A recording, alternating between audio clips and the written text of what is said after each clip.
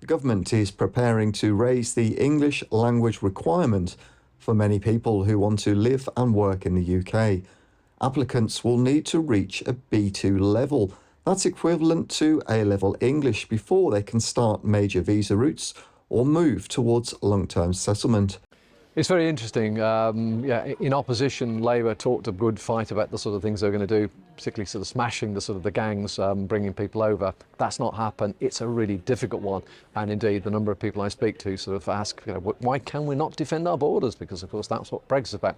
All of that notwithstanding, and, of course, the most recent ONS statistics indicated that those coming through illegal routes, which, of course, these days is mainly across the Channel, constituted 44%, almost half of the migration to the country.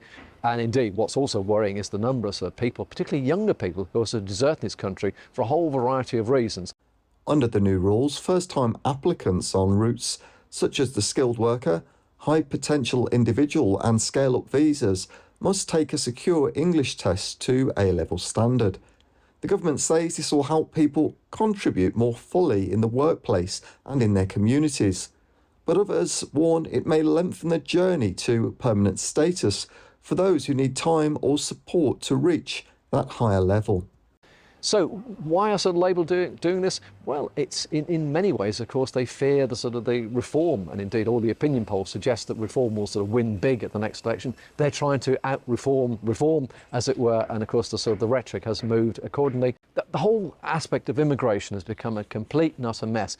But of course, what really drives people sort of crackers, in my opinion, is the fact it's costing a lot of money. We're talking sort of many billions of pounds to keep people in hotels and whatever else, and of course that will probably cease by the end of the Parliament. But nonetheless, where are these people going to go? In conclusion, what I would sort of say is that we are sort of a multicultural society. We're made of many strands. There's always been freedom of sort of entry and exit, as it were.